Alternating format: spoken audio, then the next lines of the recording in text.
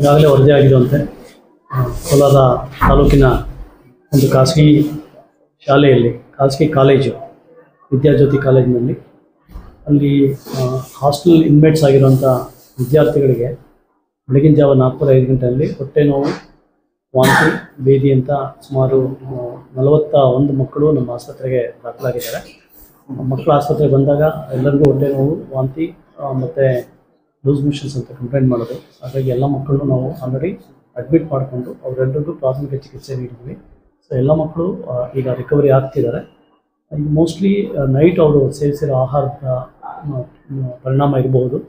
Night ವಿಚಾರಿಸಲಾಗಿ night ಅವರು ದೋಸೆ ಮತ್ತು ಚಟ್ನಿ ಮತ್ತು ಆಲೂಗಡ್ಡೆ ಸಾಂಬಾರು ಕೊಟ್ಟಿದ್ದೀವಿ ಅಂತ ಹೇಳಿದ್ದಾರೆ.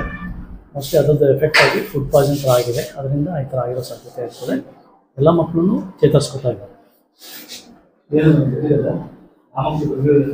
ಇಲ್ಲ, ಯಾವ ಮಕ್ಕಳು ಏನು ಗಂಭೀರವಾಗಿರಲಿಲ್ಲ. ಎಲ್ಲರೂ ಚಿಕಿತ್ಸೆ ಕೊಟ್ಟಿದ್ದೀವಿ, ರಿಕವರಿ ಆಗ್ತಿದೆ. 41 ಮಕ್ಕಳು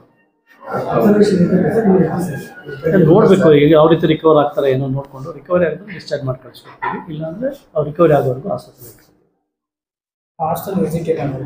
ಆಲ್ರೆಡಿ ನಮ್ಮ ಸರ್ವೆಲೆನ್ಸ್ ಟೀಮ್ ಹೋಗಿದ್ದಾರೆ, ಅಲ್ಲೇ ಇದ್ದಾರೆ. ಈಗ ನಾನು ಹೋಗಬೇಕು, ಮುಗಿಸಿ ನಾನು ಹೋಗ್ತೀನಿ. ಫುಡ್ ಪಾಯ್ಸನ್ ಆಗಿರಬಹುದು, ಕಲುಷಿತ ಆಹಾರ ಸೇವನೆ ಇರಬಹುದು.